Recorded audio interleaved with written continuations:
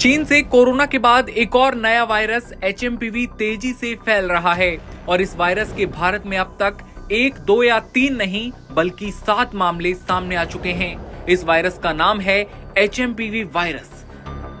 जहां एक तरफ वायरस का नाम सुनते ही हमारे अंदर कोविड-19 के भयानक और दर्दनाक मंजर सामने आ जाते हैं, तो वहीं एक और नया वायरस चीन में तबाही मचा रहा है। ये वायरस अब भारत में भी एंट्री ले चुका है, जिसके 7 मामले अब तक सामने आ चुके हैं। बात करें कि ये 7 मामले किन किन राज्यों में आए हैं, तो आपको बता दूं कि बेंगलुरु में, नागपुर में और तमिलनाडु में 2-2 और अहमदाबाद में 1 मामला दर्ज किया गया है। भारत में HMPV वायरस का पहला केस मीडिया रिपोर्ट्स की माने तो बेंगलुरु में सामने आया था। उसके चीन के इस वायरस के केस 1 से 2 हुए और फिर संख्या 7 तक पहुंच गई। चीन और पड़ोसी देशों के हालातों पर स्वास्थ्य मंत्रालय, ICMR, NCDC नजर रखे हुए है। WHO ने भी इस स्थिति पर ध्यान दिया है और जल्द ही अपनी रिपोर्ट शेयर भी करेगा। ICMR ने बेंगलोर बैप्टिस्ट हॉस्पिटल में 2 मामलों की पुष्टि की। दिसंबर में बुखार और सर्दी के साथ भर्ती हुई बेंगलोर की एक 3 महीने की बच्ची का टेस्ट पॉजिटिव आया। हालांकि मीडिया रिपोर्ट्स की माने तो वो अब ठीक होकर घर भी जा चुकी है। HMPV का दूसरा मामला 3 जनवरी को आता है। 8 महीने की बच्ची में चोट लगने के बाद बुखार होने पर उसे भर्ती कराया जाता है। HMPV और RSV उसके दोनों पॉजिटिव टेस्ट आते हैं। दोनों बच्चों को पहले ब्रोंकोपोनिमोनिया हुआ था।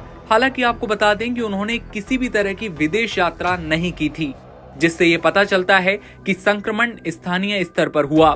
राजस्थान के डूंगरपुर से एक 2 महीने की बच्ची को 24 दिसंबर को सांस की बीमारी के साथ अहमदाबाद के एक प्राइवेट हॉस्पिटल में भर्ती कराया गया था। 26 दिसंबर को उसे HMPV का पता लगा। नागपुर के Meditrina institute of medical sciences में 7 और 13 साल के 2 बच्चों का टेस्ट पॉजिटिव आता है। उनको पहले स्वाइन फ्लू के संदेह में टेमीफ्लू से इलाज किया गया, लेकिन 3 जनवरी को PCR टेस्ट से HMPV की पुष्टि हुई। बच्चे OPD इलाज से ठीक हो गए। हालांकि अस्पताल ने मामलों की सूचना पहले ही दी थी।